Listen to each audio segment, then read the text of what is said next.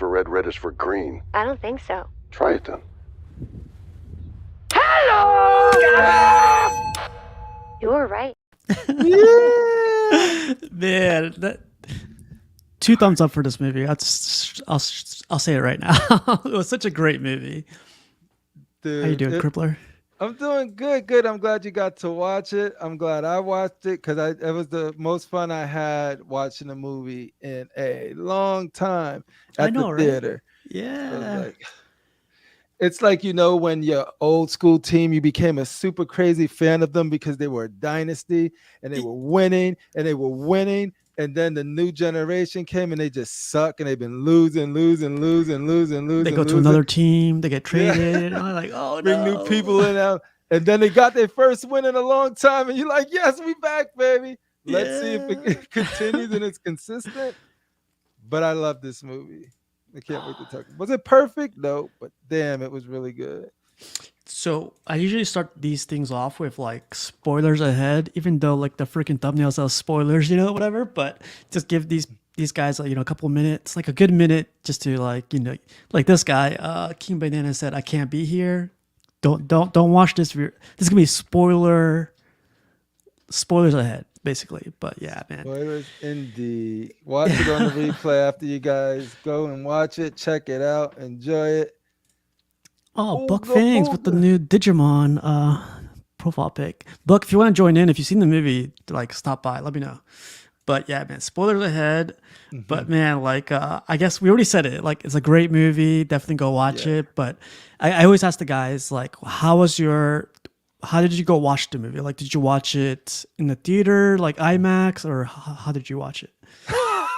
Damn! Not my face. Hopefully he's... Buck just attacked you don't worry about that guy. to the heart. Like right to the heart. Oh. It's way younger. He looks way younger. Yo, I found out that from Critical, like there's this magic spell called a blade or something, and you put it on your face.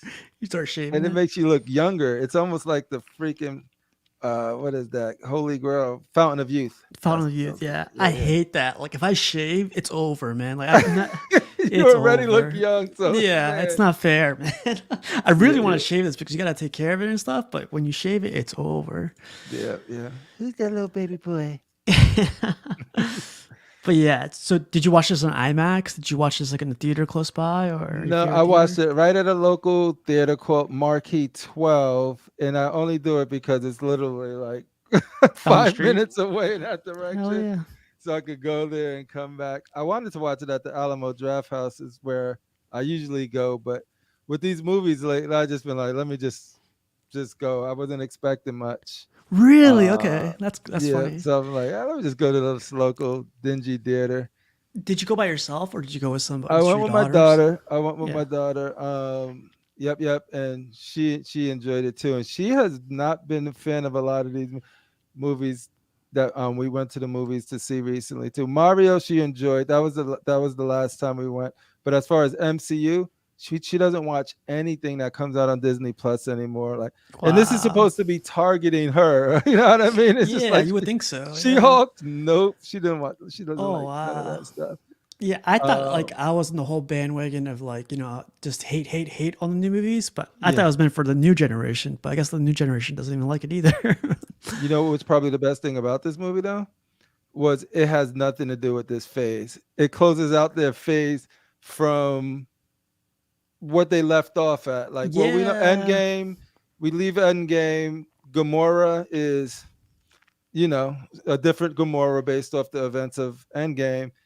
And that's where we pick off pretty much. It's just sort of like she's with a different crew, and they close out their story without Kang the Conqueror, without multiverse stuff, without it dealt with nothing that is currently going on in the MCU, and it was better for it. Yeah. So I didn't go to work on, I think it was a Tuesday. Wednesday. I wasn't feeling too well. So what did I do? I was like, I took a bunch of stuff to fall asleep, Mm-hmm. and then like when I woke up, I was like, I feel like watching freaking Guardians. So I went to go watch Guardians probably around 11 a.m. Uh-huh. There's nobody there, like nobody there. So I was like, oh, it's funny because I got like the guys that were at the freaking concession stands. They were like, yeah, they were like, do you want a cup by chance? And I was like, I'll take it. See, It's they cool don't be- have those in my ghetto ass. Oh, movie really? theater. No, they have This thing- regular. comes off so you could use it wherever you want. Yo, but- is that 1/20th? 1/20th, right? But then like he was like, man, like you're the only one here, so like we'll give it to you for free and everything. And then he gave me this I like love popcorn box. Like I don't eat too much popcorn, but man, this thing, Oh, that's dope. yeah, I was like, oh man, hell yeah, I'll take that too. And I was like, I'm probably gonna throw this away, after watching the movie because that's exactly what I was like. I wasn't expecting much. I know everyone said they love this movie and everything, but I was like, man, like we'll see how this goes. But yeah, when I was there, I was sitting by myself. There was one guy to my right. He came in like 30 minutes late, and then one guy like 2 rows in front of me. But I was like, man, this is gonna be a. I'm not expecting much, I'm like, people hyped it up for me, like they 10 out of 10 for a lot of people that hyped it up. Yeah. So I was like, man, this is gonna be good. This is gonna be really good or really bad, but we'll see. Did it meet or exceed your expectations? Exceeded, man. I was like, wow, like I am invested. Like let's get into it, I guess. So Do it. director and so we go over the director first. So the director for this one, as everyone knows, is what's his name? James Gunn. Young up and coming first time director James Gunn. Yeah, which is crazy because like everyone is like hating on him right now because he's going to be taking over the DC verse, whatever, or DCEU. And this movie is like, hell yeah, DCEU is coming back, man. It's gonna be good. And What'd this you- is what I tell people too. It's sort of like I was never in the camp of like, oh no, I'm never gonna see a James Gunn movie. Like everybody's different. They're gonna have their own opinions about the Harry Cavill situation. I just think let's see what he does. You know what I mean? Let's see what he does, and then we're gonna see a couple of movies come out. Like he's saying, The Flash is one of the best movies he ever seen, and he's got this Guardian. So this is him putting his name to these movies in some way or the other. And with this, it just proves that dude, he gave heart to freaking raccoons and Yeah. rabbits and all of the trees and stuff like that. More heart than a lot of movies with human characters in it. It was more human than a lot of those, at least with the emotion. And it was balanced real well. And I don't think people give credit because Guardians was the first to bring this MCU style humor when the done humor right base, yeah. through Guardians. And before that and after that, it was, for better or worse, this was Guardians thing. And then unfortunately it became a whole studio thing because of the success of Guardians, the balance of the humor stuff. But what they felt that this guy knows how to do it and balance it with heart and action, and nobody and everybody else doesn't balance it. Like Shang-Chi, you could be a heart talking about his father and what's going on, and then be like, chicken or beef.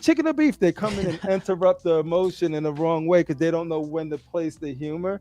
And he's really good at that. So something that became awesome for how James Gunn did it, people tried to replicate it, and it all became sort of a Guardian brand thing. But I just think he knows how to do this shit, and other people copy and don't. And I think he get a bad rep for it. But like, I laughed at this movie when at appropriate times. I had grown man freaking emotions in there, like, Yeah. I'm not crying. You're crying. I'm not. My daughter was like, "Dad, are you sobbing?" I was like, "Watch the movie." Yeah. You know what I mean? Exactly. And then one of the best like action scenes in a very long time in the MCU is like that hallway scene, dude. It's like they use their abilities very well too. Like, and we could get into more of that later, but anytime you have a squad or a team, what makes it better and different than a solo movie and like a solo character, whatever, is now you can mix and match other teammates' abilities to deliver some moves. And you've seen a lot of that in here. Just sort of like whether it was freaking Groot using his branches, grabbing him while somebody just knocks him out, and then freaking what's her name, Nebula, getting twisted up and still shooting this Yeah, one. she It's got like, yo, punched I and was they like, went dude, around. so dope. I love how they use their abilities in here, but yeah. It's just like you said though. It's like it flowed naturally. Like the Yeah. funny parts were funny, the serious parts were serious. Like flashbacks were like, they were definitely telling the story like very. It's so I forgot to read this really quick, but Oh, there's go a ahead. synopsis. It says, still reeling from the loss of Gamora, Peter Quill rallies his team to defend the universe and one of their own, a mission that could mean the end of the Guardians if not successful. The movie is at PG-13 and it's 2 hours and a half.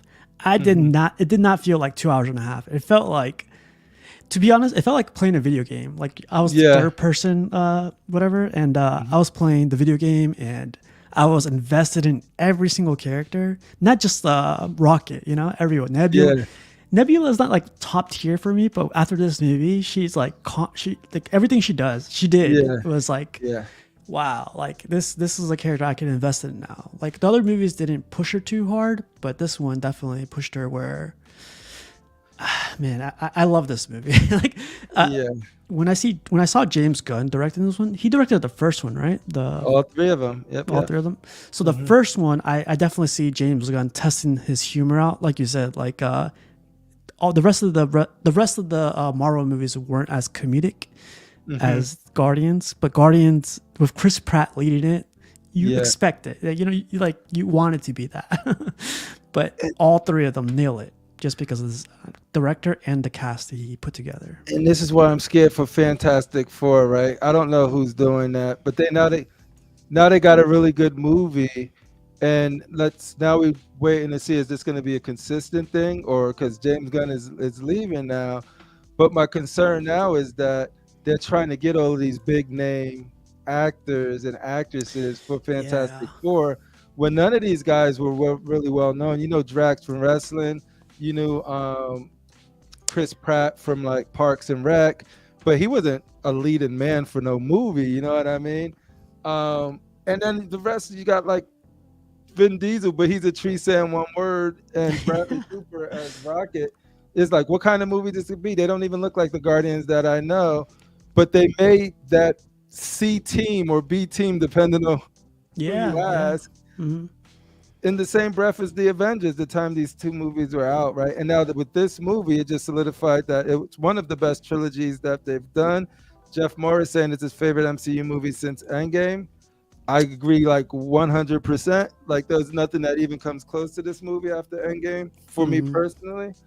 And it was because it was focused. They decided to tell an origin story, for those who don't know, for Rocket through flashbacks, and doing it in a way where you're like, yo, you don't it like takes you back to like Guardians of the Galaxy 1, it goes like, oh, that's why he's like that. Oh, that's why, he's like not trying to get intertwined with friends or making friends or family or anything, And it ties it to why he was so standoffish for the Guardians and friends, and opening himself up to emotion. And you see it cracking throughout the first two movies, and this is where it explodes. And then we don't have to get into it right now, we can save it later, but like he earned it. I don't want to go too far. You about to cry right now? It's still early. But I will say that like throughout the whole movie, nobody was safe to me. I felt like anybody could die at any time. Like for whatever reasons, there was multiple times where I'm like, this motherfucker's about to die. Yeah, but he still got shot, or so and so got slung, and like I was like, just sort of like, yo, and at each point, for whatever reasons, because I know I'm like, oh man. And I think it's part of it was I knew this was the last movie that James Gunn was doing for him, and I know they wanted to close it out. So I'm just like going through this whole movie like, yo. Let's answer Atticus' question really quick. So how would you personally rank them? I would say 3, 1, 2. Phase 4 or just these three movies right here? I would say these three movies. Yeah. I definitely like it better than 2. One set it off in a good and a bad way. Not that he meant it in a bad way, but everybody copying it. I think I might. It could be new, but I'll say 3. I would say like 3 number 1, 1 number 2, and 3 number, and I'm sorry, 2 number 3. If that What, makes you made this so complicated. I know. you, What is an you made easy it like way the to do that? red is blue, blue is blue, blue is purple. Michael Raven says, whose shoulder are they on? And then Jeff Morris says, it felt like it was interconnected to the previous MCU world, a natural progression, very organic. I need to see the end of the film version of the Guardians group. Perfect. Very, yeah, I agree 100% with that. Best is 1, second is 3, 2 is 3. That's what I was struggling with. Yeah. And somebody could make a case and I could be like, yeah, that's the right order, but maybe the hype has me going with 3.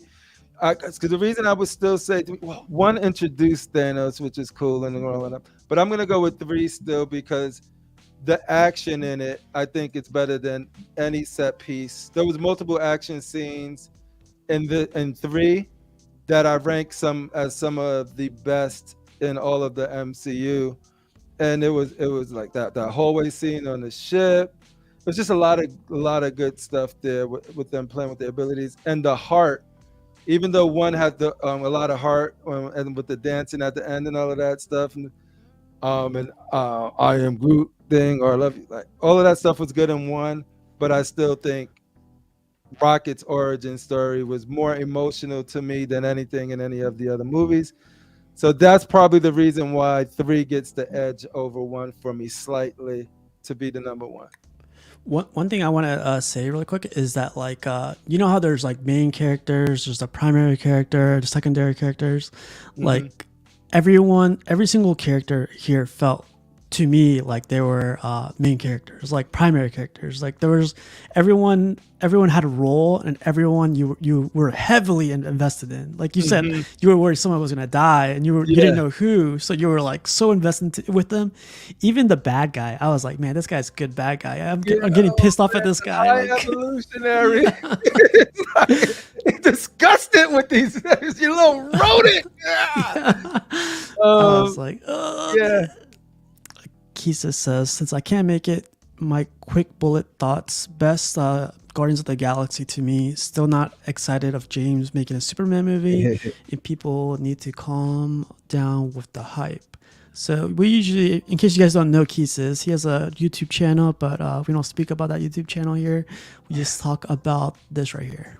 Oh man, hey.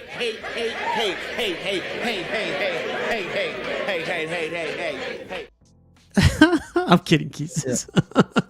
No, but to Keith's point, the reason I look forward to it, him doing it, is because of what he was able to do emotionally with these aliens and stuff. Like if he can make you feel for Superman or whoever the antagonist is and his supporting cast around him, if one of them make you feel like he made you feel with Rocket, but it's Superman. Yeah, Kal-El, could you know only what I mean? imagine. Yeah. And people already got that love for Superman. I think it could be super special. And I'm not talking about just from the bombastic nature of it, just from the story they try to tell. I agree, Jeff. 100%. Better villain. Oh, I haven't seen that movie, but I heard Kang was not the bad guy everyone wanted, but this high evolutionary.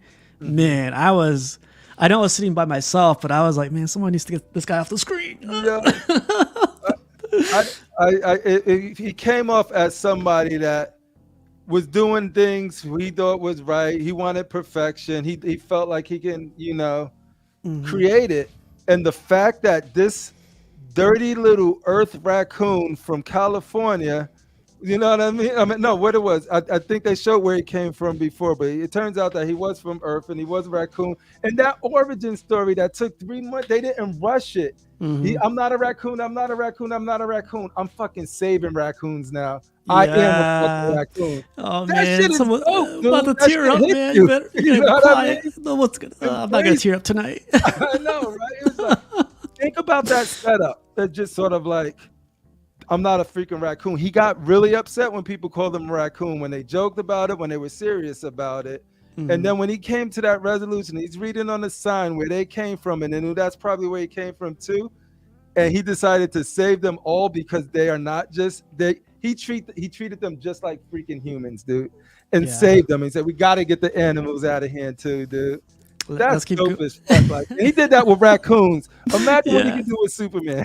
You know what I mean? Only Like, time will tell, man. James were hitting a lot of people emotions because he was not only hurting a character we all know, but animal cruelty. Yeah, I mean it resides in our, unfortunately it does. Like we don't see it all, but we hear about it, and I think what's that animal rights group called again? PETA. Yeah, PETA actually gave a huge award to James Gunn recently for displaying, the true life of animal cruelty. And I was like, wow, like PETA is usually, throwing blood on people, trying to get their message across in a negative way. But they gave this guy an award in the most positive way because he showed exactly how and what's being done around and the I world. know people. Somebody was telling me that, oh, I heard there was animal cruelty in there, so I don't want to watch it. What I would say to that is like, it's not gratuitous at all, and it's part of his story as him being the one, Rocket being the one that's being, and of course his friends and what happened to them. But it makes a good point without being heavy-handed with it. At never once did I feel like this is some message about animal cruelty, or they were doing it in a way where I just want to beat animals up. I just felt like it was an integral part of a story that he was trying to tell, being Rocket's origin, and it played out that way. So I don't think there's any like heavy-handed messages in it. I think that it is what it is, but it's there to serve the story, and it's not there just to glorify one side or the other. So that's And what I love about it. he did this Off in the Rashid movie. in the building. He did this movie in a sci-fi movie, which is crazy, right? Yeah, It's like, come on. God. What else can you do, man? What else? He's like, give me Superman. I was like, all right, calm down. Whatever hesitation or thoughts I had, I'm openly. Am I saying like, oh, Superman's gonna be the best movie? No, I haven't seen it yet. I'm saying that there was traits in this movie that I feel like he's capable now of bringing out in a Superman movie easily. And let's see if he can execute as well as he did in this movie. I'm excited. Jeff Morris says, several times I ugly snotted cried during the movie. You ain't lying, Jeff. We're not there yet, Jeff. We're not there yet. My daughter would say, "Are you sniffling?" I was like, "Watch the movie." All right, we're gonna get. So I went down the IMDb list of like characters. This is what we do with these shows. We go through like main characters. But to be honest, I don't know if Quill, who is played by Chris Pratt, is the main character. I feel like Rocket was, right, to most. I feel like the story, it was an ensemble piece. I felt like he had an arc. The cool thing is that's why it's hard to tell who was the main, because it was a really good ensemble piece, and his arc was making peace with this is not his Gamora anymore. You know what I mean? And they did that. It's like, yo, they didn't say like, oh, you know what?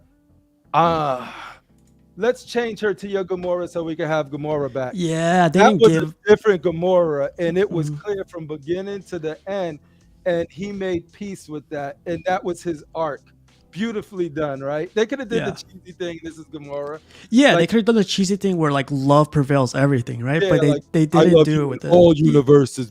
No. Yeah, yeah, exactly. I don't know you, bro. You need to back.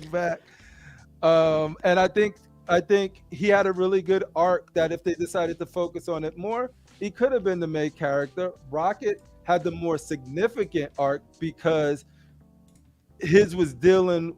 We never really got to see his origin live in the movies, in live action.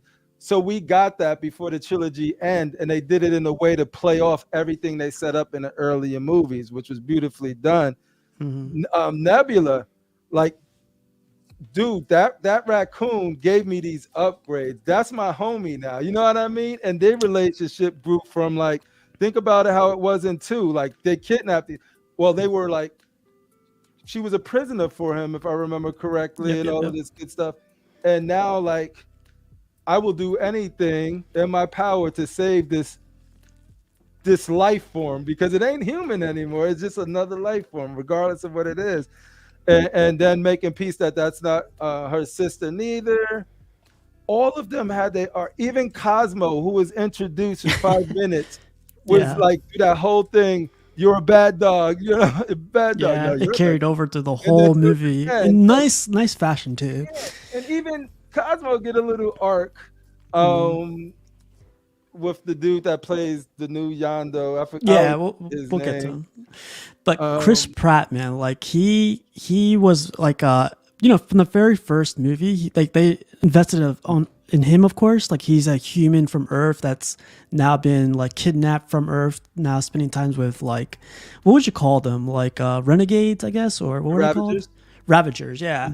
Like then he becomes like basically a space cowboy. But now like he's formed a group, his own group. He's out of that group now. Now he's trying to be, well, he is Guardians of the Galaxy. He's the leader of the Guardians or captain, whatever they want to call it. Captain. But yeah, like he through the whole movie, he was great. Chris Pratt, he lived up to the role like in all three movies. This is definitely the I gotta say really quick, my favorite scene with him was probably of many scenes was, did that make me look cool?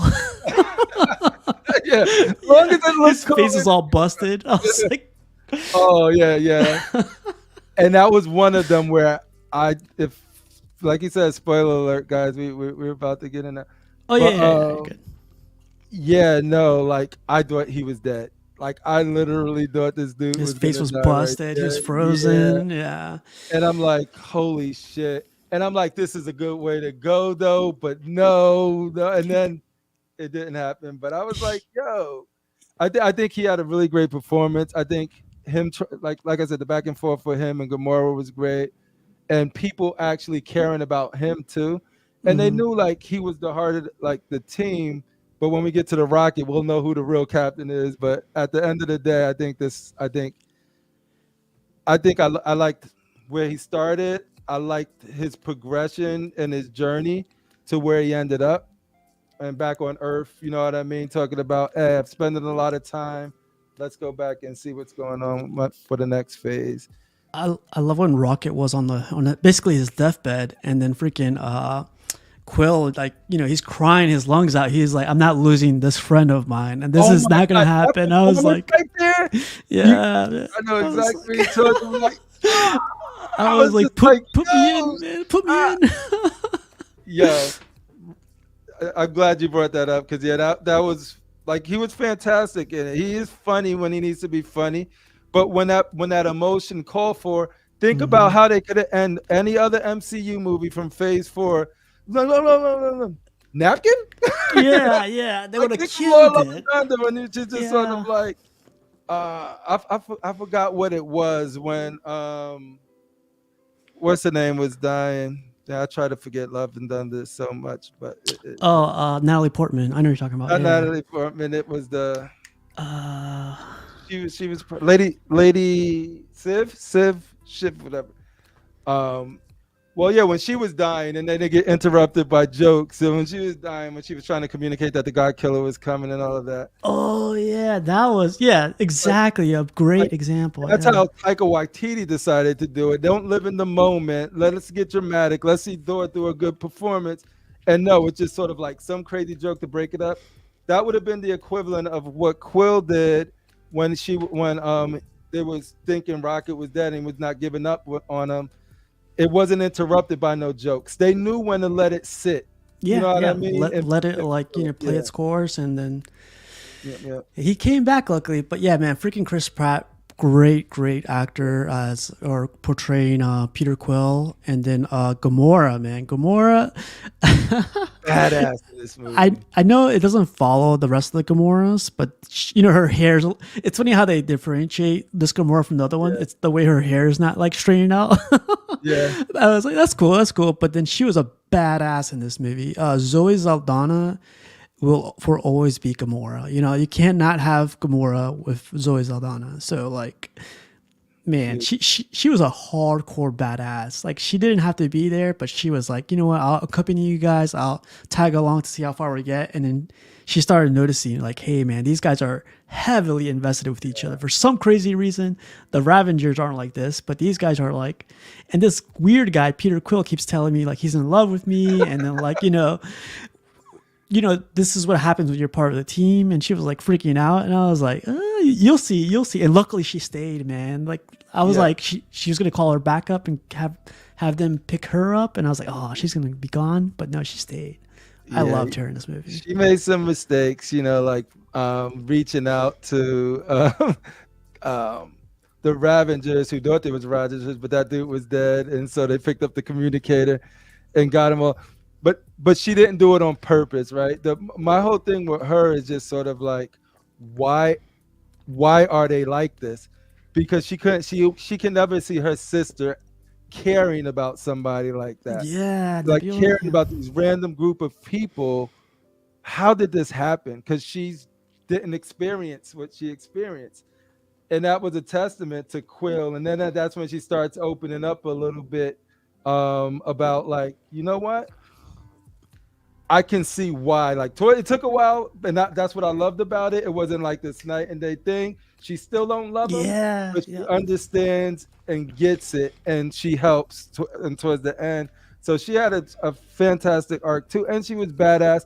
I don't know why they had to show her in the toilet though. I'm like, come on, Gamora. That was good. That was funny. That had a little like, humor come behind on, it. Yeah, she was like, that was good. But, That was good. but she was badass. I like seeing her more like she's the freaking deadliest lady Yeah. in the galaxy, right? So it's good to get a glimpse of that before the series end. Because you always see in the other movies, she does her little thing, but you never really get a sense that she's the deadliest person in the galaxy. But she was definitely holding her own in Hell this yeah. movie. Zoe Saldana, man. Then we got our boy Bradley Cooper playing the voice of Rocket, and man, yeah, I feel like we could stay on him for like probably like half an hour or like for an hour. But man, this guy, like the special effects in this movie, top notch special Yeah. effects. This is like what I feel Disney Plus is trying to get to with special effects. They're never going to get to it because it's not movie budget, it's like TV budget. This is like when I've always been a game nerd or like a video game like guy. When I see cool graphics come up, I'm like, I pause everything. I'm like, oh, look, the cool graphics are coming up. The scene is coming up. This whole movie was like a huge cool graphic scene for me. Oh man, I got some cool Mass Effect vibes from some of the Yeah, the areas they suits went. and walking around. Yeah. Some of the ships. But like when you say CGI, it's a test. Like the fur is hard to do. They always did a decent job about it, but Strands and everything. it was really, especially with his little group. Floor, and Lila. All of those guys were really well done. Look at Lila. Yeah, she was beautiful, man. Her smile, her voice. Her voice is played by Water in the Linda eyes, Cordell. Yeah. Stuff like that. And then we got our boy Teefs, played by Asim Chaudhry. And then we got Floor, played by Michaela Hoover. And I was like, I love these characters. They need to make a movie from these guys. Dude. and fucking when we forget he got his name. This was Rocket's story. Like he got Rocket from this was his origin story, and they did it so well, and they were patient and took they always hinted at it, and then they give it to you, and they did it in a way where we don't have to wait to see them become the Guardians of the Galaxy. We didn't have to tell an origin for each one of them. And that's what gives me hope for him doing Super, because he doesn't have to tell the story of Superman Landing on Earth and everything. Yeah, from Krypton and all of this stuff. He proved that he could do it with like a origin in a different order and still have it pay off.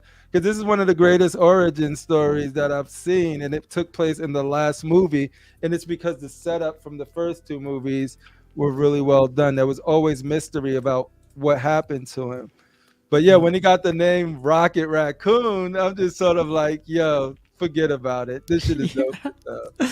It's funny how he gets it too, because like he's doing all, he's being, who he's built to be. He's supposed to be like a smart genius level, I guess, raccoon, to where like he's like, helping out basically his master, or his surrogate father. He thinks, he's gonna here to protect me. He's gonna do all this for me as long as I do this for him, these small little things.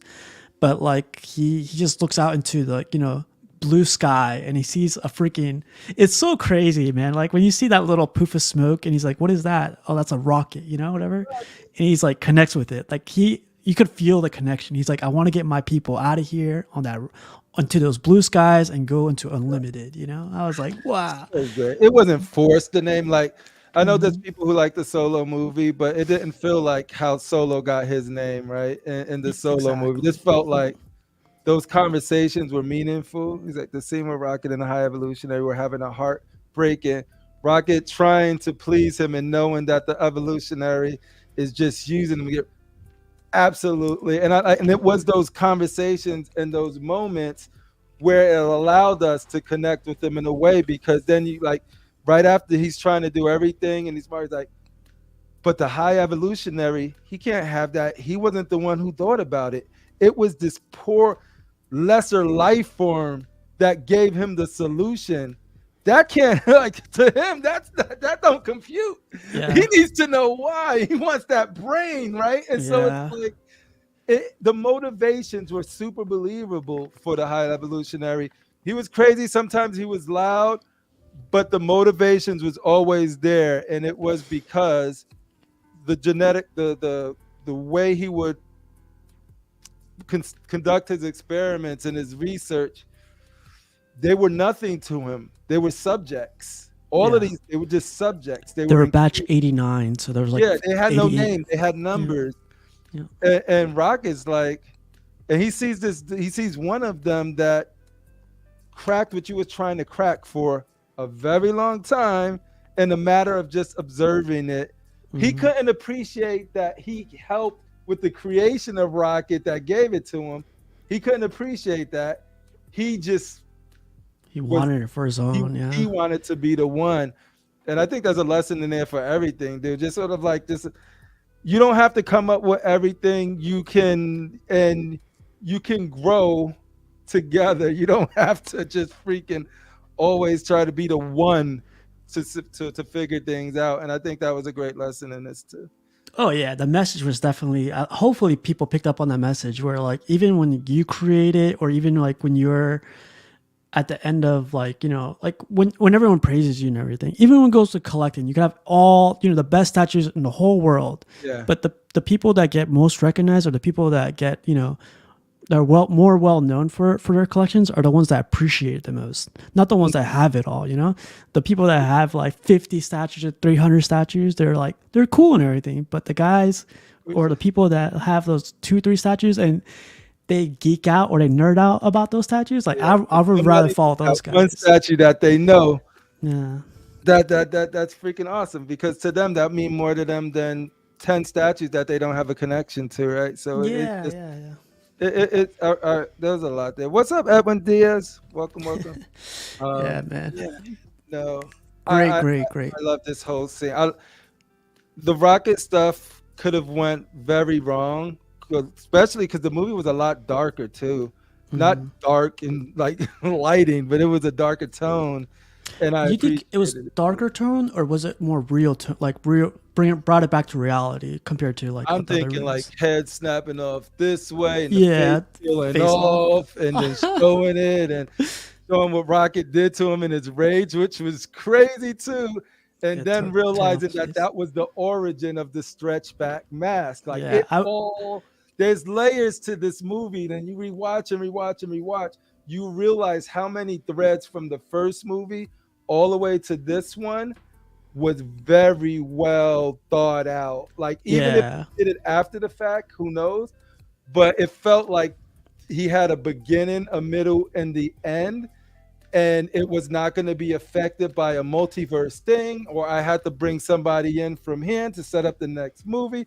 It's like I'm telling this story, and it can lead, some of the events will affect it, like Gamora not being Gamora anymore because she died in Endgame. It could affect it, but at the end of the day, I'm going to focus and tell the best story I could possibly tell without all of this stuff, because I honestly think they don't know how to handle the multiverse. And so it's getting away from them, like just the general storytelling. So it was great. This felt like a phase 3 movie out of place. You know what I mean? It's like, this wasn't supposed to come out. this year. It was supposed to come out Yeah, it should have came out right like after 2020. Endgame or something. You know what I Yeah. mean? But you know what's cool about this movie too? It's like trilogies are supposed to be. You're supposed to, your investments from 1 and 2 are supposed to pay off in the third Yeah. one. You know, your trilogy. It's supposed to circle back around to the first one, go Yeah. through the second one, and then make it its own on the third one. But your investments are all paid off on the third one. This is like a perfect example of how doing it. And the funny thing about like going back to Rocket is like you don't get to see him throughout the whole movie. Like you see him through the whole movie, but like he's injured throughout like Yeah. literally like 75% of the movie. He's like on his deathbed while everyone is taking care of him, you know? But you're feeling for this guy because going back to those backstories and everything, but you're still feeling for Rocket to Yeah. pull through. You know, he's gonna live through, and you're like, come on, man. Like, yeah, I'm not getting all these flashbacks for nothing. Like, keep going, keep going. It was the best plot device because it was an emotional one that's tied to a character that you love, and the ensemble cast was able to hold it down while they told this story. You didn't need to have Rocket to make the movie good. It wasn't dependent on him. His story, he was the motivation for everybody else to bring out their best selves. And then the payoff towards the end when they succeed in that was awesome because then you get to see when they said this was your story the whole time. Yeah. Forget about it, dude. Yeah. I was like, Oh, this was your story the whole time, dude. And it's like it's crazy. And I love how they set up to where James Gunn said, Kevin Feige, I'm gonna leave you a team that you can do whatever the fuck you want to do with it. But the people that I know is like Zoe Saldana, she doesn't want to be a part of it.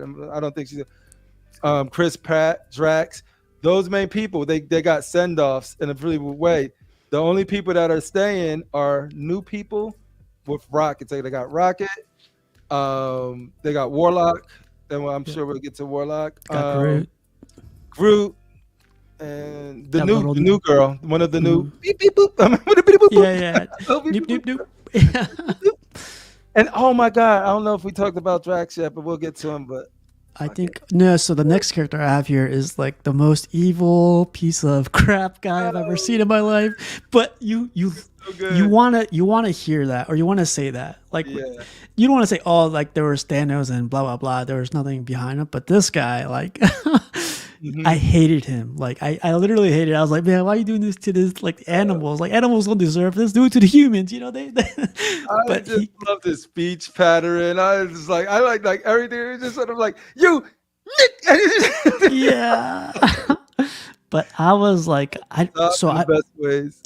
I didn't read too much Guardians of the Galaxy when I was reading comics, and when I started reading the backstory on this guy, he's basically going through all these planets or trying to make the best version of like a species, like trying to basically what his name is, high evolutionary. But it's just like, you know, there's good with it, I would say. You know, you're trying to maximize the potential of a species, but the way he was doing it, of course, wasn't the best way, or probably the most how would you say, the most positive way. But also like he progresses as a bad guy too, because like you get to hear what he did to Rocket. You're seeing what he's doing now and what his future plans are to be done. You're like, someone has to take this guy out like right now. And then I think this guy was the actor that played this, I'm probably gonna mispronounce this, but Chukwudi Iwudi.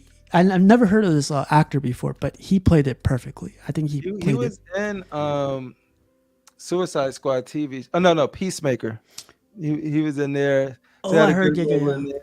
So Jeff says his own minions hated him too. They were very So it's funny that they didn't hate him at the beginning. I'm sure they hated him, but they were. You could tell they had a trade off. They were being paid well. Like all of them like were living the best life, but they like, you know, little by little or throughout the whole movie, you find out like this guy's thinking he's a god now. Like when he's taking it too far, and then his minions basically started turning their back on him. And Atticus, that's exactly right. Of just sort of like it felt like a movie right after that should have happened right after Endgame. Yeah, I agree with that. But what do you think of this guy? High So Evolutionary. I loved him. I absolutely loved him. I hated him, but that's why I loved him because it was yeah, me just too. like, Yeah, dude, like he could not get like he would talk to Rocket and then he's just sort of like admiring his little creation or whatever like that. But he was like when he said, "Oh no, no, you're not going." He's like, yeah. You're like, yes, he is. Yes, he is. he could just get so frustrated too. He's like, "Oh my god." He started getting really loud towards the end. But just that's somebody of his archetype would, right? It's just sort of like crazy. I think he's exactly what the movie needed. It didn't it he wasn't trying to conquer the world, you know what I mean? He wasn't trying to take over Earth. He was trying to create a better Earth. You know what I mean? He wasn't Yeah, yeah, in his own crazy way. Like it was just sort of like his motivations were perfectly in line with why Rocket is Rocket and how he became. If it wasn't for somebody like him experimenting on lower life forms, you would get no Rocket, who became one of the most intelligent life forms, right? So hmm sometimes too bad, or sometimes even though it seems bad, which this shit was bad what he was doing, something good can always come of it, and that doesn't mean what he did was right or wrong. But if it wasn't for this bad, you would not have that good. So it was interesting what they started playing, how they were playing with that. Um, I love when Rocket made a key. yeah. He started like folding it up, putting it together, and then just Yeah. And then he got yeah, him out. He got Lila out. He got Florida's teeth out. And then he came in. And then he was just like, what are you doing? It's like, boom. And then Rocket, after Lila died, he shot Lila. It was like, it was nothing to him. Lila, she's a number. She's yeah. whatever. But to Rocket, she was everything, right? And so Mhm. like he killed them. That's the first rage for you. You get to see the first real rage from Rocket of like he don't even need the guns, bro. And that's something that they really failed to portray in any of the other movies. That he's quick with them claws, dude. He's quick with them, and then you see the outcome of what it did to this man. That face y'all see on the screen is not a face anymore. It's like a red skull type of thing, and Yeah, Rocket did that to him out of rage and it shows how deadly he could be, how quick he is, how ferocious he is. Because that's what I always thought about Rocket was like he was a little Wolverine, a real like just berserker could rage out at points, and you got to see that in this movie before the trilogy end, which was dope. And then you got that. Then you got his tech side where he can create some of the dopest weapons and the dopest tech. You got like his gravity boots. You got it that he did in here. I think yeah. they showed a lot of good sides of Rocket in here. But High Evolutionary was the reason why we get all of that. So, and I think he was a great villain overall. So there's a bunch of characters in this movie. We're gonna go to the next one, which is gonna be. Sorry, let me get this going again. It was Mantis. So she's played by Palm Clementif, and man, she made me laugh a ton. He was Like the comic relief. Yeah. it was definitely one of those characters where she doesn't have like exaggerated superpowers, or she doesn't have like all the best weapons in her like near her, but the character development with her too, like the way she gets closer to Batista, basically like Yeah. she's the offset of Batista, and then like you see that character development with him, and then like you see her like she's not scared anymore. Like she's like I want to do my own thing. So those three big ass slugs that came after Oh, them, that was so dope. yeah, and I was like, oh man, like I don't know how they're gonna get out of this. Last thing in my mind, to be honest, was Mantis is gonna take care of these three guys. I was like, that's never gonna happen, And there you go. She goes, like they're probably just scared. They eat batteries, and let me talk to these guys really quick. And she controlled them, and I was like, what? Dude, I think you pretty much nailed it. It's like she's another example of you like showing the value of these characters, why they're part of the team, why are they unique. And she wasn't gonna be the one to be drop kicking, spinning, shooting. She was able to like mess with people's emotion, or like when she snuck in and she's like, "You're in love with Drax," you know what I mean? Yeah. She said, "Not again." That was You hilarious. know what I mean? Yeah. So they utilized that, but then how capable she is in battle when she controlled those three freaking beasts. And all I was thinking of like a archetype in a video game where she sort of like has minions, or she controls different things. But I'm like, I want to see that adventure. I want to see her going on an adventure with those three Yeah. freaking Hell big yeah. things, dude. And it was dope. Like she got him out that situation, and she, like you said, she was funny as heck. Yeah, another great character, another great use of powers. And notice when they all went on their side missions, it didn't come across like it was insignificant or they were just there. Yeah. They all had a meaningful thing to do wherever they went. It didn't feel like filler, like a filler part of the mission, which I appreciated. It was all towards the main plot, even though they had a side objective. You know, it's funny they say that too, because the screen time I feel was like well divided up between all the characters. Like Yeah. usually the screen time is focused more on like the main character, of course, you know. But this being a group of main characters, like they were all, the screen time was definitely divided up equally, I feel like. Yeah, And then we got my boy Batista. good. I can never call him Drax because I see Batista every time. You know? The But- funny thing is, I see Drax, and then You I'd see be like, Drax? "That's right, that's Batista." Like I see Drax in everything. Now when I'm watching like Blade Runner, I see Drax. Drax. I don't see Batista. I see Batista because I watched WWF forever, and like Yeah. he's from DC, so he's from my area, so I always known him as Batista. But this scene, man, where like this is like the perfect scene of basically Drax as a character. He's Yeah. there as the muscle, you know, but he's also there as the comic relief for us. But he's there. He's not dumb. He's basically just trying to stay in the gang to like, you know, be with them, to help them out where he can, but also to like just be himself, you know. You don't see him changing for the group or changing for anybody. He's just being himself. Absolutely, I think Drax had another banger arc. Like, you know what I mean? Because his arch was, they underestimated him. They just sometimes they do bypass him, don't ask him for advice. And like one of his biggest moments was like, "You never asked." Like he's like, "Why you didn't tell me?" Yeah, You exactly. never asked because I'm invisible to you until you need muscle. And then his arc was like, nah, he was all like, he lost his daughter, he lost his family, he lost his wife. That's what he was living for. So his end journey was to be a dad. So it proved it out how he was able to save those children, and how they were all scared and how like they were all worried, but he was able to calm them down through silly stuff, robot sounds, whatever the case may be, by being a dad of something that he was robbed the opportunity to be with his own. And that's a beautiful art, dude. It's sort of It it takes was you a back way- to the first movie. Yeah, he was like, exactly. yeah. And I think it was I would think it was beautiful how they did that. And so it's just like you going through him and he's just being Drax. He's kicking ass when he needs to, but his arch was completely not something where it was like revenge, which is different. But I do like the way they did it, and I think it fit this movie. Drax the dad was beautiful, but and also it was the origin of them getting these classic comic book accurate uniform suits, right? So Yeah, it's it like was a nice touch. this was like it was.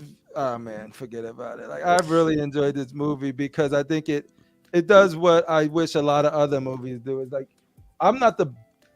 I know of Guardians of the Galaxy. I probably read 2 comics of them, and mostly was Yeah. crossovers that led to another book. So I had to hit that Yeah. on there. Same here. So I don't know too much about them, but I love this team. I liked everything they did about it, and maybe it's for the best that I don't know too much about them because I wasn't too tied to them. So I don't know how many liberties they took. I just know this as a movie without even knowing the comics, watching part 1 to part 3.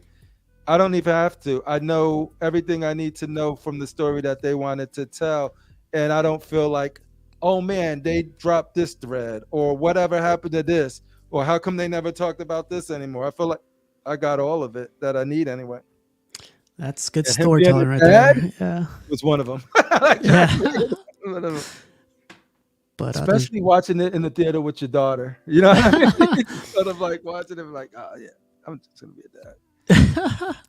then we got our girl Nebula, and this scene made me laugh because it reminded me of like Terminator, like when the Terminator 2, when that guy transforms his body into like liquid machinery, whatever.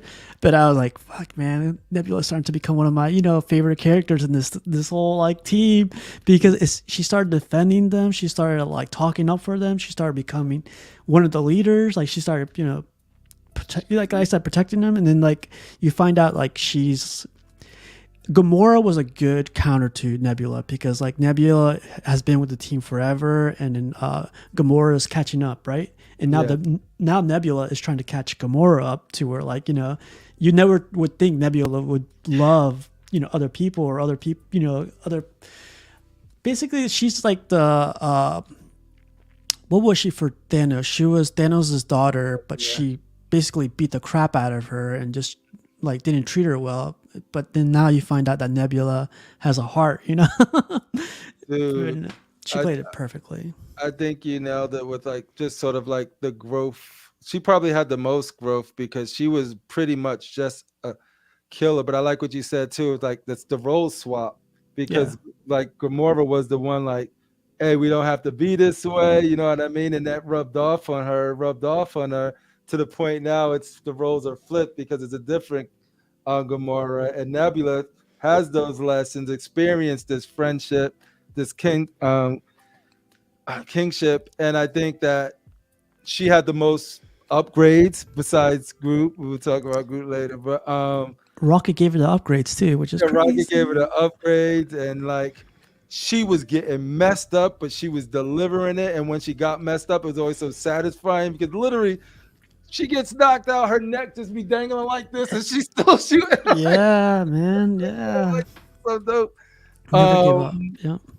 Yeah, but like all of her upgrades were dope. She was some of the best team moments in the action that I enjoyed the most. Like she was in the center of those. And then like just they could have did it where they like, like that they had that moment where she was like, your eyes, and when Gamora was like, it seems like you're in love with her, and then he's like, I'm just saying he picked out a nice pair of eyes. That part was hilarious. Yeah, man. Yeah. And even the way she acted, like she was, she acted with a stern voice, like always yelling at it. It just made it even funnier. Like that's something I feel like this Guardians of the Galaxy movie had. It's just the funny in between characters and within their characters. And now she's leading nowhere. Like that's her people now. So it's like she's in charge of them now. Yeah. Quill's on Earth. Rocket is guardian of the galaxy and captain in a way. Gamora is back with the Ravengers. And her and Drax are gonna hold down nowhere. You know what I mean? So it's sort of like everybody ended in such a really cool way. I just like how every conversation somebody had with her, it was always interesting, and it always led to something where she was like, you get an unexpected answer or unexpected result from it because you're not used to seeing her like this in this element. But now she's the one that's leading, and she's the one that ain't gonna let nobody die. Like she's the one that's gonna be like, no man left behind. Get like, this is somebody who freaking father tortured the mess out of her and is met with all of the things. Well, all the hate. Bad and hate and kill and assassin. Now she's like, we ain't leaving nobody behind. And all of that. She's like, boom. Yeah, it's like Atticus says, she basically changed from the outcast to the one holding the team together. Perfectly. He said what I was trying to say. And that's why the chat's there, man. There's that one scene where she's like, she says like, I'm gonna steer the ship while you guys go take care of it. I was like, oh man, this is where she dies. Like she like puts her hand there and she's like maneuvering the ship, and like there's flames behind her, there's things being broken down, and you're like, from the first movie I was like, Nebula could go, now in the third movie you're like, come on Nebula, like get out of there. And I think I think it was brilliant the way they told the origin later. and in the third movie, because you would not believe that any one of those people could die in the first movie. Like there was just no way that they were going to kill them all. So saving it for the third movie, and knowing that the stakes are high, and knowing that this is probably the end of their phase, and everything felt like it was on the table. So I just sort of like, I was like, oh shit, no. And I care. And unlike some other movies, if somebody dies, I don't care. Anybody that I thought was gonna die, I was like, no. You're holding your. I cared about it. And we got our last guy, which is our played by Vin Diesel, Groot. The character development on this guy is insane. There's like, he goes from being like, from the first movie, being like this, with Rocket being badass, knows all the weapon types and all that stuff, to where he dies, sacrificing himself to becoming a kid again, to becoming a teenager, to becoming a young adult. And then like the progression there too. It's like, I don't know, man. This is a different group too, right? So it's like the first group was like the classic group that you know and love from the comics. But he died. That little thing was a new life for him, and so you get to see him as Baby Groot. I wasn't the hugest fan of Baby Groot, but I know Baby Groots, Baby Yodas, all of that stuff, stuff toys. But then second one, he grows up a little. No, he was still a baby in the second. In the second one, he was Baby Groot. And then by the time you get to Endgame and all that stuff, he's a teenager. And then now he just sort of like caught Diesel. He was buff, man. I was like, damn, this guy's working out, man. Like, and I love that it was different. So him growing up, and then when you see him towards the end, you're like, no, this is not the old. This dude is no joke. Like, Vin Diesel calls him.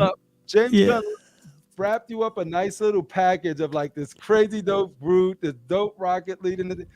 It's yours to freaking ruin now, but like this journey, like when he said "I love you guys" in Vin Diesel's voice. So I was reading up on that, like why we got to hear him say that. So in the movie, they mentioned like they have translators in their necks, or they have like machinery that's already built inside of them that have translators. But we're so this is cool. James Gunn said this. He says like when you hear that, you only hear it because you're so heavily invested in these characters that you become part of the group. That is so now I didn't know that. Yeah, so now it's translating to you because you're so invested into them to the point where like you have your translator on you and you can understand what he's saying. Dude. And I was like, I didn't read that. Like, that's not true. Just got some chills there, man. That is dope as hell. It's like it's like okay. And then it works even more on that level because like Gamora couldn't hear it. Why y'all she couldn't understand. Yeah, she was like, and so then it's like, and we're like that, and then the time we get to it is like, oh, we hear them like they hear them now. Yeah, that's dope. Because we're part of the Guardians of the Galaxy. Yeah, man, it was insane. I love that. Like, there's stuff. I'm sure we're gonna find out a lot more stuff like later on of the movie. But I only seen the movie once, and I took a lot away from it. So I could imagine when I see it again multiple times, because I'm definitely gonna see it multiple times. I gotta watch it one more time. There's a bunch of videos already on YouTube with Easter eggs and stuff like that, but I'd rather watch it one more time and like enjoy it one more time. Yeah, I didn't get to see him too, but I know somebody's gonna break this down like crazy. Yeah. And then we got our boy Kraglin, played by Sean Gunn. Yeah. Another character that like I didn't think I was gonna invest so much time in, but I was like, man, this guy's starting to learn the Force. He's gonna learn the Force and use this needle for something good. And like through the movie, he's like learning it, and he's like almost giving up on it. So where he literally needs it to help his team. Like he's like, this is like, if I don't use this now, everyone's gonna die. Like it was perfect timing. Of course it's perfect timing. It's a movie and everything, but freak, man. Like I was finally. This guy's getting it. I never really liked this character from any of the movies, and I'm not gonna say that he was my favorite in this movie or that. But I think I do like his arc. I do like that he picked up the power from Yondu and the little headpiece to have them control it. I do like the back and forth with him and Cosmo, The the bad dog. dog, and I think they did a smart way of like introducing Cosmo, because Cosmo's a huge part of Guardians of the Galaxy, and I just know that from like a lot of the games I've played, and just like I said, through the comics that I read. But like the stuff that everybody, I remember him having like Cosmos space station. He controls like he the one controlled in the media that I consume. He was the one that controlled. It was a he in the book. He was the one that controlled nowhere a lot, or and ran a lot of stuff there. But like the fact that okay, they're on nowhere. They do want to do Cosmos, and it's a small role, but it was effective of like how you introduce them and giving them their arc when knowing you got to tell such a big uh, uh so many other stories that are more meaningful. They Yeah. still managed to give them like when she smashed, like when she did the telekinesis, and Yeah, that was good great. dog. And it paid Good off. dog. And I was like, yo, that was dope. Like you guys, and it was because of him, and it was because of yeah, yep, he's James Gunn's brother. James Gunn's wife was in it too. Yeah, she was playing in that one scene with like when they went inside that planet. She Yeah, was yeah, one of the yeah, officers there. Yeah. yeah, So yeah. another tidbit on this one is James Gunn uses relatives, very close friends, and people he's worked with in all the movies he's been doing with Guardians of the Galaxy. So a lot of the back characters or the secondary characters are family or friends, which is crazy. Oh, yeah. I think And that's a why the lot of movie people say progresses. that's nepotism, but for him, it's just like cool Easter egg ways to get his people in there. Because I know there's this I was talking to a friend. He's like, "Why do you got to put his wife in there?" I'm like, "If he's putting his friends and everything in the background, like, why isn't he gonna put his wife there?" Hell yeah. But His dad is in there too. Yeah. is that, and it's like that's the thing. If I don't know that, they're just gonna be the extras anyway. So why not do that? But I if the movie's good, I don't care what happens. If the movie is being ruined because of those decisions, then that's one thing. But this movie was not harmed because of the wife was Oh in no, it. no, no, no. I think it was actually better. Like I feel like at work, if you have a positive work environment, or even like in our statue shows, if you have a Yeah. positive group going along, the conversation goes along smoothly. Like conversation goes even when we get into arguments, like we settle Yeah. those there, or we just joke Yeah. around about them, you know.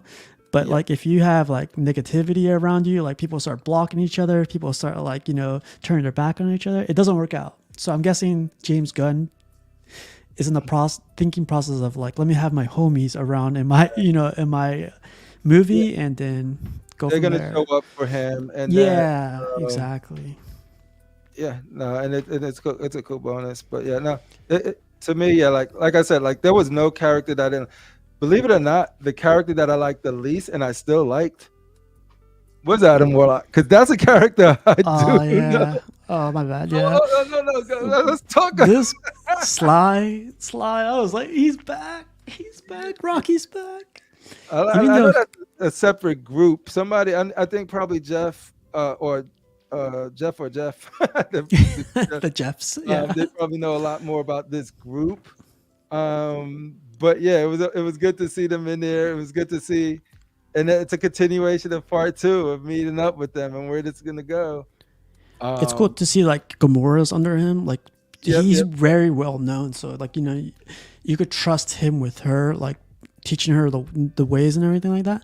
But like Sylvester Stallone, when I saw him come on screen, I was like, wow, like this guy's on screen right now. He's gonna become a main character. But they didn't do that. Like they left him as is. Like he was just sharing Gamora, saying like, hey, Gamora's gonna help you guys. We're getting out of here, and that's it. Like other movies, I feel like they would have used Sylvester Stallone as being part of the main characters and like, helping them all throughout the way, but they didn't do that with Sylvester Do you Stallone. think Marvel will try and do something with these characters in I a hope bigger way? I hope they do, but not in the movie sense. If there's a TV series based off on these guys, I'd be happy with that. But movie wise, I don't think it'd be best. What do you think? Yeah, no, I think I like their squad, and I think it would be fun to go on adventures with them. I would love to see a Disney Plus show, but I'm just scared of like anything, especially with the writer strike right now. It's like, I don't Yeah. like. I'm They would. scared. It's like you might want something, and then you be like, I honestly think James Gunn is the reason that movie is not this multiverse tie-in big crazy thing. And I think that's not a bad thing if it was, but only if what they were tying into made sense and it was successful and people liked it and enjoy it. I think he was able to carve out a pocket of the phase 3 that have a whole history of movies to pull from and make this sequel based off that. And it's probably always their intention, but it's weird that that movie came out this late. Like, I don't know why that movie, like, think about it. This movie is one of their best movies, and it sets nothing up for them. Yeah. Which is crazy. Yeah, I like that. They're the one that's supposed to tie in the most was the Quantum Mania. Yeah. And it left us out. Like, not everybody seemed to enjoy that one. For me, it was the reasons of Kang didn't seem threatening at all. But you have this one that doesn't tie into anything. Oh, it ties in, but it just ties into previous stuff and not anything that got going forward. And I think that should have them worried right now. It's like, well, I saw this too in another video where it does tie in a way where they have what's his name, Chris Pratt, what's his character, Quill, where they drop him off on Earth because now he's gonna join the Avengers, like help them out in a sort of way. Oh, you where think he's an Avenger? Well, he's gonna help them out. I don't know if he's gonna become an Avenger, but he's definitely gonna help them out, supposedly. Yeah, one of those things. That's the only way they tie them together because they had to drop off somebody on Earth to Yeah, that'll be interesting. That'll be interesting because, like I said, but when I say tie in, it's just more of like there is no blatant. This was not.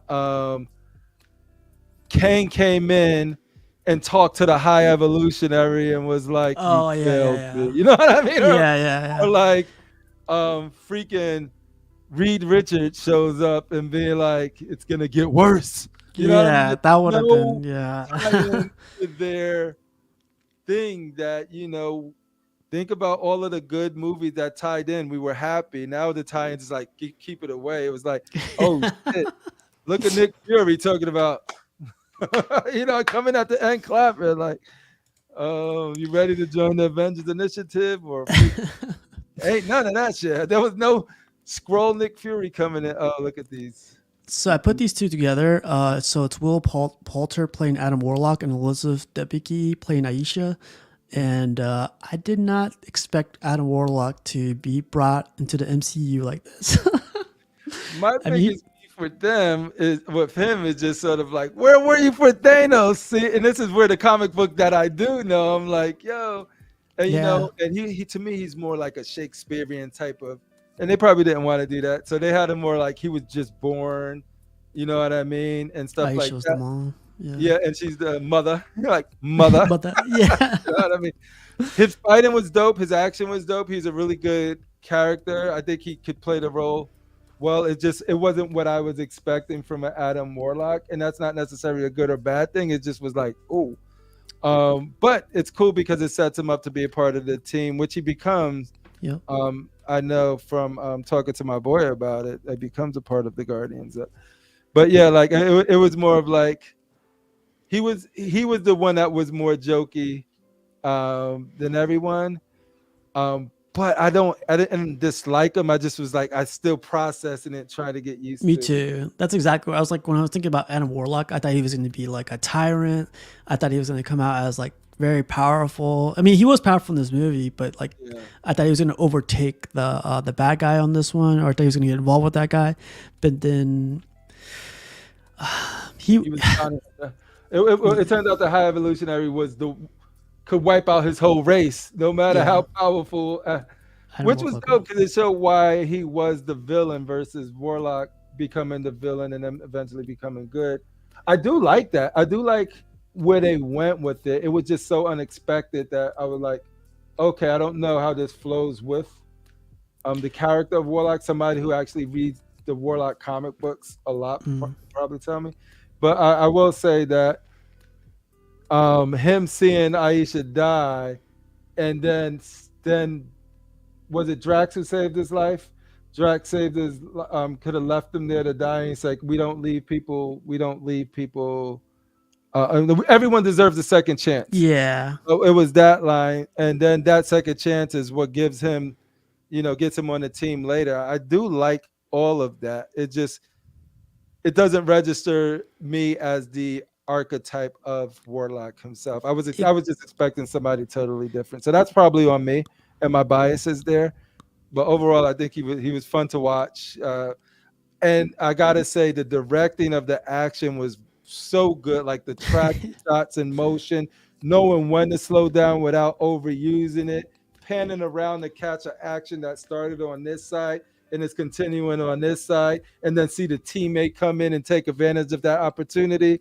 And like the way that it beautifully tracked the action in a way where it wasn't shaky cam or like what's going on or I can't see it. It sped up, it slowed down at exactly when it needed to be. It captured the whole arena of these battles in some dope ways. Think about the start of it when he's just flying through to get Rocket. You know what I mean? And the way it was tracking and flying, and then it sort of pans around to destination and he comes back into frame. All of that stuff was so good. And that is the directing of James Gunn right there. And I'm just looking at this shit. I was like, oh, that's right. This fool's gonna be doing Superman. I'm excited. Yeah, you saw Superman going. You know what I mean? I'm just like, dude. Yeah, like so, like the directing was fantastic. The music score was dope. Like, oh my goodness, yeah. Classic Anyway. 80s, yeah. And then like, all of a sudden we get this guy. Yeah. Nathan Fillion, he plays the guard, but like did not expect this. When I saw his face, I was like, wait, are we mixing worlds right now? Like what's going on right now? That's Firefly right there. Man. Yeah. Like if you haven't seen it, you guys gotta watch it one day. Like this guy was big when he came out. When that series came out, that wasn't big until it got canceled. But like, yeah, this was a huge surprise to me. It was an awesome surprise. Yeah, no, it was a great show. It went off. People were like wanted to pay money to get this back. They ended up doing a movie for Firefly. It's good. But my favorite part about this was like, oh, you got one of those? I got one of those too. It's like, it's so funny because like you would expect like this scene to be funny, like just carry over for a little bit, but it carries over for that whole segment while they're inside that planet or whatever. Yeah. It carries over very, very like tranquil. It's like it's so funny. Someone was like mentioning like it's all organic material, right? It's like planets built organically, blah blah. But someone mentioned, why do their suits look like testicles? Like I was like, what? Like the skin off testicle. I was like, oh, now I can't unsee that. But like, hey, it holds these meat sacks. Yeah. But man, it was a big surprise. But also, I didn't hear anyone talking about this character, so I wanted to bring him up. Like Nathan Fillion. Like this guy's huge, man. Why isn't nobody talking about this guy? Dude, he's well loved. He's in a lot of good stuff. Like most notably Firefly, but and he always reminds me of Nathan Drake for whatever reason. Yeah. Even here, older version. Yep, exactly. Like that same type of humor. The one liners. It's like always remind me of Nathan Drake, and so it's like to see him here was like. Badass. And if you're into in gaming, he does a lot of voice acting too, even though he's not the guy who plays Nathan Drake. But like, soon as I seen him, it took me out because I'm like, what is Nathan Fillion doing? Yeah, that's exactly what I felt like. I was like, oh man, they're mixing worlds. But he was great in there, and there it is. So the rest of the pictures are like all like random pictures of the movie, like scenes from the movie, and like how everything progressed, how everything came together, and how they all came till the end, all happy and all together. But like I want to go through each one really slow. But like, what did this scene mean to you? This is like towards the end where they all decide to go and finally stop running away and go after the bad guy. Yeah, no, this was them being like, we are the Guardians of the Galaxy. Yeah. This is us. You know what I mean? And it's cool because you see Gamora in the back. Yep, and even Gamora. Like at the end of the day, like they've been through a lot, but here we are through it all. Rocket's back, Nebula's back, Gamora's back, Drax back. They've been separated for a lot of this movie. You know what I mean? And so it's like, and now let's show them what we can do when we together. And this is like when you get the one of the dopest action scenes in the whole movie, right? And so it's sort of like, it was like, this is what we can do when we're together. And this is them foreshadowing it. So when I see this, I'm like, this is the X-Men. This is the Avengers. This how X-Men better be. Guardians of the fucking galaxy, son. And this is what we could do, and this is why we deserve to be mentioned in that same breath, because they kick some ass and right where they going right now. So it's like it was fun, man. And then like humor part of this movie had me laughing every single scene. Like just seeing what's her name again? Mantis like flying around, crashing into like different objects and just floating around while everyone's just trying to keep their balance. Had me laughing, man. I was like, this girl is so funny, man. To where like I'm like, she's either gonna get lost in space or she's gonna find like some weird thing going on. But then like they all eventually land at the end of it, and she like, of course, catches herself and lands right in front of them, and she's like, I needed help this whole time and you guys weren't helping me, but I had a good time, you know, but I'm here. We're here together now. And I was like, man, this is, I love this scene. This scene was awesome. No, this is the scene where this is where I realized, okay, no, we don't hate funny. You know what I mean? Yeah, it just has to be exactly. funny, and it has to be timed right. And it has to make sense in the scene, in the moment, and for the characters, right? And it just makes sense for all of the characters here. And it took me back to even the Christmas special when they were she was hopping through the grass while they was chasing. I don't know if you got to watch that yet. I haven't got to watch that yet. Oh no, but yeah, there's a scene when they was Drax and then were chasing Kevin Bacon, and then you just see her bouncing up and like bouncing. Oh really? Yeah. So it reminded me of that. But yeah, no, this was a funny scene for sure. So something that got me worried from this scene is like when movies try to get too artsy. When I saw them in different colors of different color suits, I was like, oh man, like it's starting to become a little bit artsy. But they made fun of it. You know, they got into this scene, and I was like, oh, they're taking that funny route. Oh, thank God. You know, like it definitely is artsy. Like this planet being organic and different colored costumes and stuff. Like artsy in a good way, but also the funny in the artsy kind of way, you know. And I think that's what makes it Guardians and not Star Wars, right? yeah, exactly. Because Star Wars is really good for the planets distinct, but it's almost based on real, like if sci-fi was real, like if it was a real planet and had this real ecosystem and all of that. And this is just based off we're in a different world than Earth right now. We don't have to be any ties to it. We can make this as ridiculous as possible because we are on a different planet. It shouldn't look like Earth. Let's imagine something crazy. It could be colorful, it could be this. And that's why I love Mass Effect too. Every time you went to a different world, it was very distinct. And like when they travel to these worlds, I'm like, there might be a planet like this. So. Yeah, it's like it doesn't have to always be something we have to understand or make sense. Like what makes sense here, like it definitely organic world. Come on, all black suits, white. Yeah. I got this scene because like I completely forgot like when I was looking through pictures that they're in the 70s, I think, and like everyone in this world, what's called Elseworld or Mono Earth 2 or something. It was supposed to be Earth, but a different. Yeah, but basically they're going through the same things we've all gone through, and they're different animals basically, or different. They were robbing people in the alley. Yeah, I was like, it's still happening. Like, I thought we were supposed to be the ultimate form, but no, it just tells you like, you know, people are going to do their thing, or species are going to eventually do their thing and just be species. Like people are going to be people, you know? I didn't think I was going to like this scene, this world. And at first I still did. And it was like, oh, why are these people that just look like us or whatever like that? But then it paid off at the end. It was like, yeah, it got all blown up. It got rid of the whole species basically. You're like, pay off. Oh man. But it was cool. It was really cool. And then I brought this one up just because like, man, you get to see this is where like I connected like crazy with Counter Rocket. Earth. Thank you.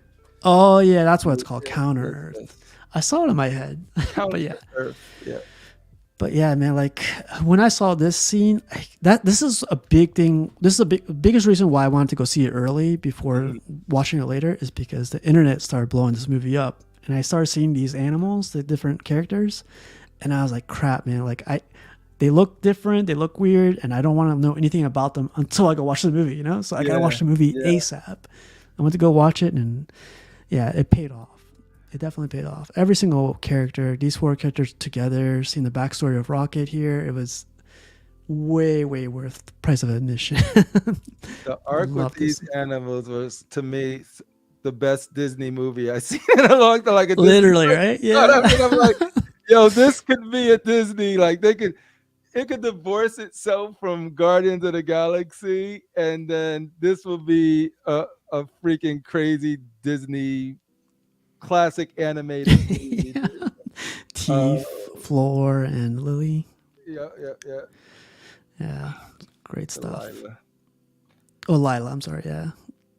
And I brought this one up because like this is where you get to see basically the high evolutionary guy take advantage of like, come on, an animal just like this, like come on, like it started getting me into the feels. I was like, put me in there, man, put me in there. It looks like my Stop doing- Yorkie damn near, dude. I just seen my little Yorkie. Yeah, I was like, no, come on. But yeah, man, I want to skip this. Like I came home, I look at them, I'm just like, give you extra pets. Yeah. That's exactly what I did with my cat. I was like, come here. But going on, like you were mentioning this scene like at least 3 or 4 times today. Oh my goodness, so good. Awesome. It's like Matrix times 2, 2.0. It was. Go ahead. I'm sorry. It wasn't just Neo. It was like Neo, Morpheus, and all the characters put into one scene, like counteracting everything and then working together. Someone bouncing a body part to somebody else to like.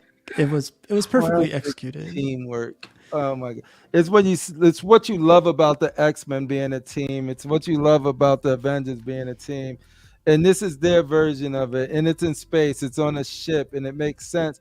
And then like, you take the hallway scene from Daredevil Netflix series. Oh yeah. And you give it you give it abilities, because not all of these people are super powered. A lot of them are.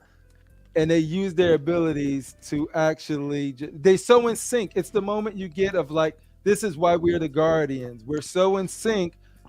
We run this play. We know what this person can do. We know how to like, hey, I'm going to toss it up. You alley-oop it. You know what I mean? Yeah.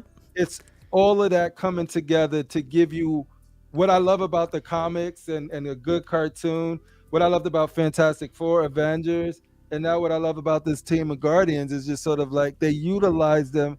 If they're not just the team just to say we made it. But that was the problem I had with the X-Men, Fox X-Men movies. They were just mutant movies. To me, they didn't feel like X-Men teamwork movies. And so like this right here is like, yes, I want to see more of this. It's what I loved about Civil War and Avengers movies. It's like, it's because they showcase that stuff. It's like, and think about how many movies we got in this phase, not to compare it, but it's a contrast. It's like, you ain't seen nothing like this. Even with they didn't lead up to anywhere. Like usually you lead up to get multiple movies and projects so these people could finally meet with each other.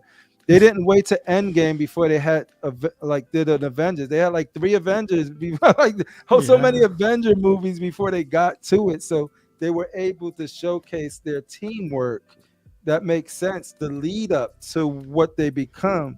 And this to me is the lead up to the Guardians of the Galaxy at their peak, at their prime, knowing each other's abilities and what they could do and executing. So it's not just action for action. It led up to this moment. I loved it. Yeah, I gotta say too, like I don't want a movie that's 3 hours of pure action. It'd be cool, but then like also I want an action scene to be like at least 3 or 2 to whatever, how many minutes, but I want it to be executed to where like the investment I had with all these characters as a team, they executed together, you know. And Yeah. I think that's what we got here, like perfect example of it, to where like you go from character to character to character.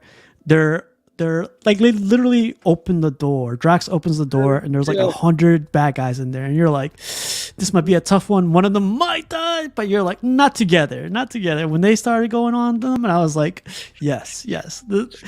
That's where I compare it to a video game. This is like me playing a video game and me like level 99, like all perfected out my character. This is and exactly they was trying to figure out they build.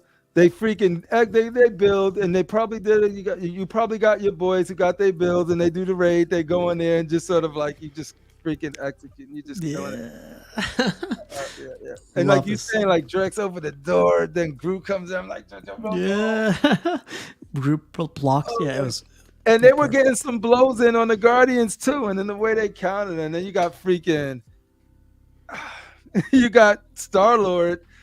I wish I would have seen more of the elemental pistols throughout the whole movie. It seemed more just like regular blasters, but for the most part, he was sliding, doing his blocking, and it was great. And our last character, I almost forgot, Cosmo. I was like, wow, like how is a dog like getting me like so invested into her? And I was like, and she's Russian. We're supposed to be against the Russians, But no, as soon as like she started, like, I was wow. Cosmo, again, the graphics were amazing, man. Like her hair strands, her saliva, her lip, her like tongue. I was like, this is real life right here. He's like, take that back. The whole movie, you're a bad dog. You're a bad dog. And what up, Elijah Mack? What's up, Elijah? No, I think, like I said, short but sweet. She wasn't a waste of time.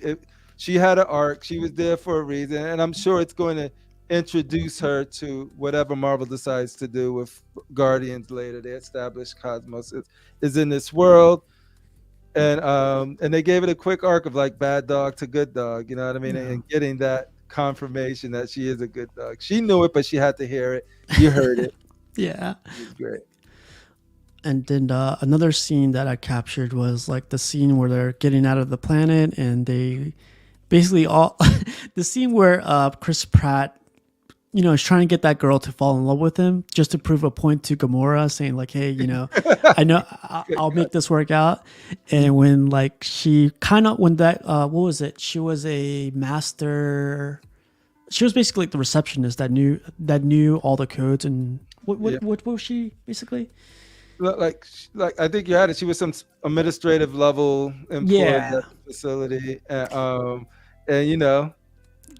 it's funny because Chris Pratt goes like, charm. I'm like Quill's thing is like he does have charm, like he is, and so it's like, how could he? And it's like, he did it. He got her to like put in all the codes, and then like he goes like, well, I really wasn't gonna get with you. I just needed the codes to get into like getting these guys in the suits to basically run all their thrusters off. And I was like, that's so freaking Guardians of the Galaxy, I was like, that was hilarious. Quill, right? It's just Quill, especially that they established in these trilogies. It's like, no. Yeah, that's great. And then towards the end we figure out that like basically Rocket is going to become the new captain because Quill, Mantis, and I guess Quill and Mantis are going to do their own thing, and they make him the new captain. And I thought this was like, I think this was needed in the movie. Like I know Quill wants to do his own thing, but I was hoping that they weren't going to save it for like another movie to pass on the baton. They left it to this scene right here. It was done very, very like suddenly, but then also I understood why it happened, which like I'm glad it happened in this movie instead of throughout other movies. Yeah, no, I like that this had closure to everybody's arc, and this was one of the scenes that established that. And then you get the scene later of them actually, the post-credit scene when them actually separated doing their things. And I think this closed it out.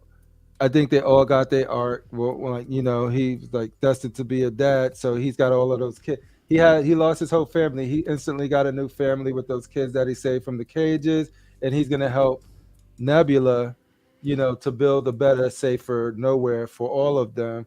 And she's got her role where she's gonna pretty much be running nowhere. Nebula is, and then Peter has some unfinished business on Earth. He hasn't been here for a while. He neglected it. He's like, I got to stop running from it. That was his art. I got to stop running from that and face whatever's there, whatever family I have left. I need to go back and see who, you know, my mom's side of things and my mom's dad's side of things, and he goes to establish that. Mantis is off an adventure with some big old beasts. You know what I mean? Yeah, we're new dogs. Yeah. And then you got what you got left. You got Rocket. You got Groot. Rocket's the leader. You know, Groot is always gonna be Groot. Rocket's always gonna be this right hand man. You got the new girl that they introduced from the little kids there. You got Warlock. And so that's James Gunn saying, here you go. Don't fuck it up. Do what you want with it. You could continue it this way, but these characters, I told their whole arc. They done. Yeah. They're done. I told this story, but here's something you could do if you wanted to continue it. So good luck to whoever tries, though, because this movie was freaking awesome. Yeah. Big boots to fill. Mm-hmm. And then towards the end, it's like the final, like, I guess, picture all together. I love this picture because it captures like everything perfectly. Like all the characters together. Gamora looks like she's starting to fall for him a little bit or whatever towards the end, just because like all the sacrifices he's done for the whole team. And then she's like, wow, like whatever. But it was cool, man. I definitely. The gun scene with Groot, I almost forgot to talk about. How could I? The guns coming all out, and he gives Peter his guns. He was like, yeah, that was awesome. Because all of the guns. Like, it's funny because in the car they're like, "Hey, here, you know what to do with these guns." He's like, he just nods, and I guess he just literally puts them all away, hides them like perfectly.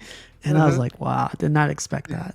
He said, "This is not a trap. It's a face-off." Yeah. Oh yeah. This is like 3 or 4 times. Yeah, he said, "No, this time it's a face-off." Whatever. It was perfect. Yeah. But yeah, Awesome man. movie.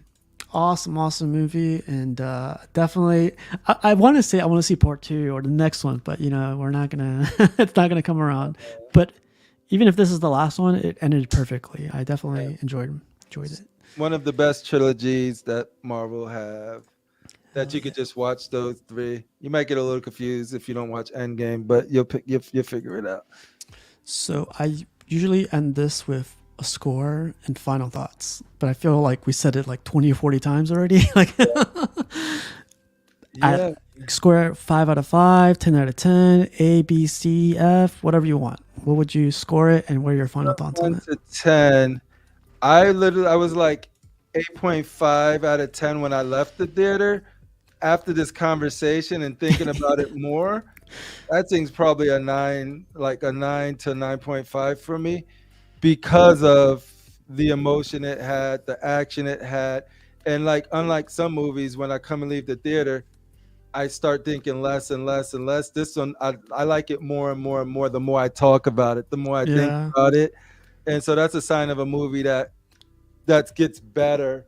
Versus like be like, what was I thinking? So like, yeah, I'll probably give it a damn. If I'm gauging it in just a phase 4, it's a 10 out of 10. But if I'm gauging it just movie, it's a 9 out of 10.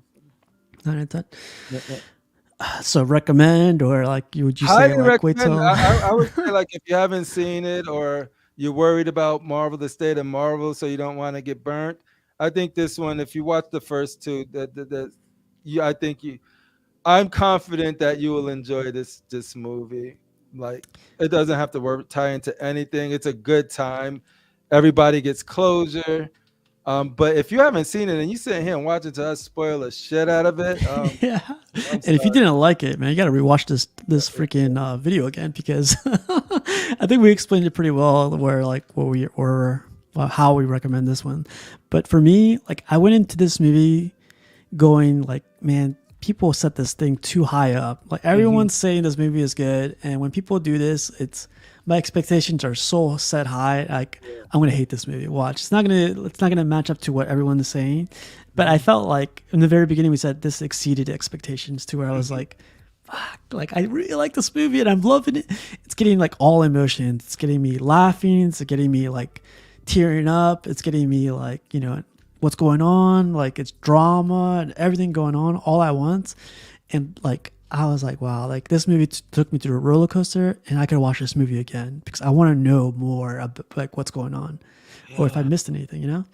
So for me, I give it like a 9.5, like a really, really hardcore 9.5. Yeah. And that's the thing. I can't argue. I won't even argue with the people who give it a 10 because it's what, you know what I mean? Because I think you can make an argument about it depending on what you prioritize or whatever.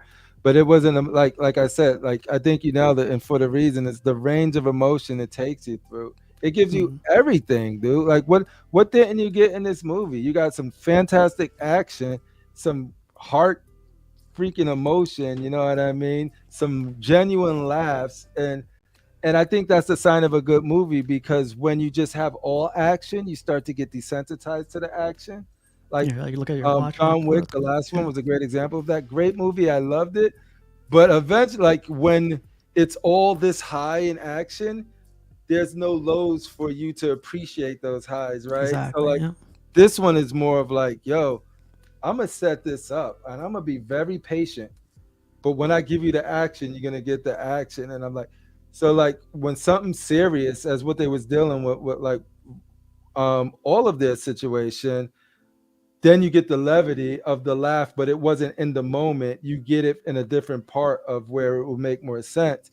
So you get that circle of just sort of like emotion, laughter, action, and all of that is circular. It all feeds into each other to give you like that awesome experience. Everything pays each other off.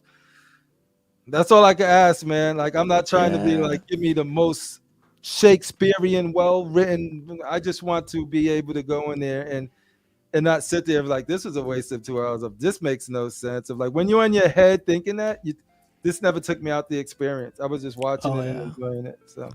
One quick thing, really quick, is like when I was watching the movie and when there was like those sad scenes of like Rocket getting taken advantage of, being experimented on, you know, when people started tearing up, I was like, it's just like I said, like it was, I went by myself. There was a guy far to my right, and there was a guy like sitting down 2 rows down, and like when I was like, man, am I tearing up right now? Like let me double check. So I looked to my right. The guy on my right had his hoodie on, and he was like covering up, and the guy in front of me, he was like looking down that way, and I was like, wow, like.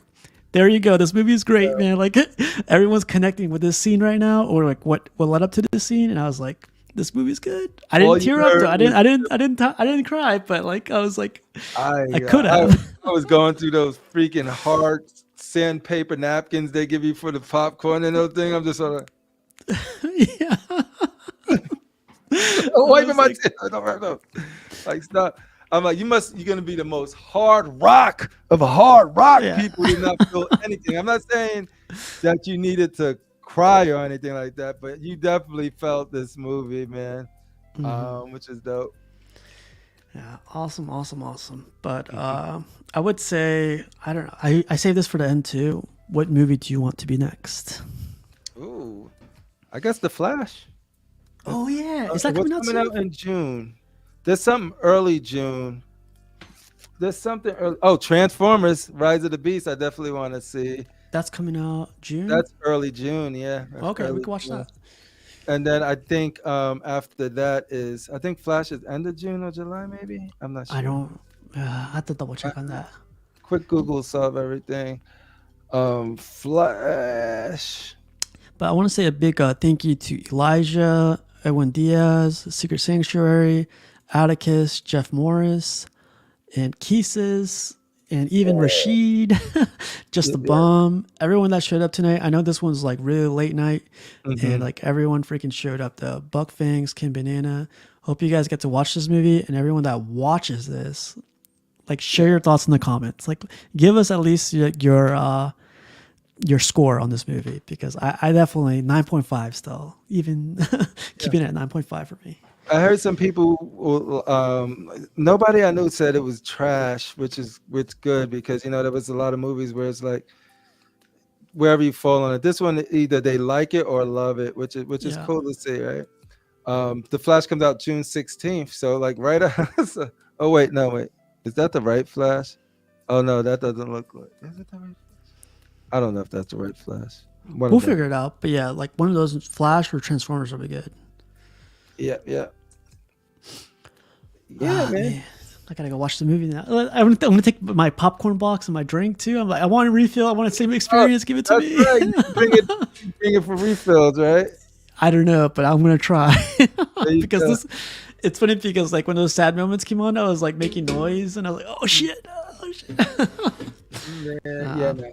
Awesome movie. It was so good to be able to just go out and just enjoy a movie without having to feel like I have to defend why I didn't like it. Yeah. Like, You're like the rest of the Marvel movies, like Yeah, Quantumania. Like, I still haven't watched it because get labeled for whatever reasons, and it's just gonna be like, hey man, it just didn't, the writing wasn't there. Whatever. This one is just sort of like, I love it. I love spending my money, getting entertained. Felt like it was worth the money and time, so that was awesome. Awesome. Well, Crippler, Sam, thanks for joining me. I had a great time. The same great time I had with The Last of Us. Like Fun. Yeah, man, we got to do more movie reviews like that. That was fun. We got to pick out more movies, TV series, whatever it is. I always have fun. So, and I hope everyone has fun with us. But that was great. Thanks for joining. It's always good to talk. It's like after leaving the movie with your friends and going and being in the parking lot talking about it. Like this is what this feels like. So this is awesome. Thanks for putting this together. Hell yeah, Anytime, man. Fine. All right, man. I'm gonna say bye to everyone else, but everyone have a good night, and I'll see you guys Tuesday.